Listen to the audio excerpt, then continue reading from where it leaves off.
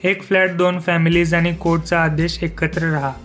आता यात कॉमेडी होणार हे वेगळे सांगायला नको, पण हा मराठी सिनेमा खरंच त्या पोटेन्शियलला न्याय देतो का? मी हा सिनेमा पाहिला आणि ऑनेस्टली मिक्स्ड फिलिंग्स आहेत. चला बोलूया. हॅलो, माझं नाव आहे यश आणि तुम्ही पाहत आहात रिव्ह्यू कट्टा. तर स्टोरी सांगतो. रोहित आणि त्याची लिव्ह इन गर्लफ्रेंड ईशा दोघेही फिल्म इंडस्ट्रीमध्ये स्ट्रगल करणारे.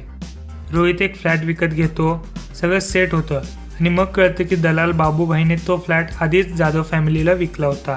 आता जाधव फॅमिली म्हणजे गावाकडून आलेली एक जॉईंट फॅमिली. नामदेव जाधव, बायको, मुलं, नातवंड, एकदम मोठा ताफा. प्रकरण कोर्टामध्ये जाताना कोर्ट सांगतं की फायनल वर्डिक्ट येऊपर्यंत दोन्ही फॅमिलीज एकत्रच राहणार. एकीकडे लिव्ह इन कपल ज्यांना घरात कोणाचा हस्तक्षेप नको, दुसरीकडे गावाकडची ट्रेडिशनल फॅमिली जिला हे सगळं बघून धक्का बसतो.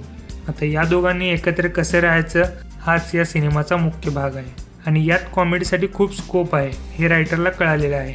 काही सीन्समध्ये जेन्युइनली हसू येतं आणि ती कॉमेडी फोर्स्ड नाही, सिच्युएशनल आहे, त्यामुळे रिलेटेबल वाटते. मध्येच एक इमोशनल लेअर आहे. गावाकडची माणसं शहरात कशी ॲडजस्ट होतात, त्यांचे इनकन्व्हिनियन्स आणि शहराचा गोंधळ एकत्र आल्यावर जे मोमेंट्स तयार होतात ते खरे वाटतात.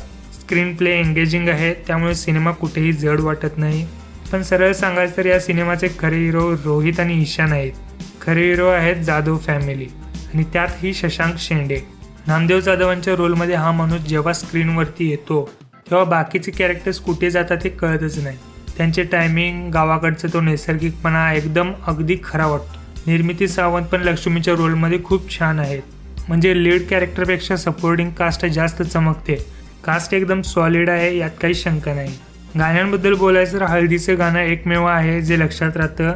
बाकीचे गाणं ऐकताना वाटतं कुठेतरी ऐकलंय, पण नक्की कुठे ते आठवत नाही.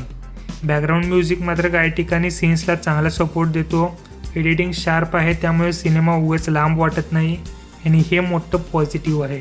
सिनेमॅटोग्राफी डिसेंट आहे, डायरेक्शन ओके आहे. आता या सगळ्यात मोठं निगेटिव्ह म्हणजे त्याचं क्लायमॅक्स. इतका एंटरटेनमेंट सेटअप, इतकं एंगेजिंग राईड आणि शेवटी मात्र निराशाजनक. जेव्हा वर्डिक्ट येतो, जेव्हा सगळं कन्क्लूड व्हायला हवं, तेव्हा हा सिनेमा तुम्हाला तेवढे समाधान देत नाही. तुम्हाला वाटतं की अजून काहीतरी होणार, पण ते होत नाही आणि हे खटकतं.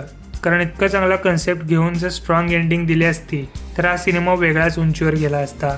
तरी फॅमिली कॉमेडी म्हणून हा डिसेंट वॉच आहे. वल्गॅरिटी नाही, क्लीन कॉमेडी आहे.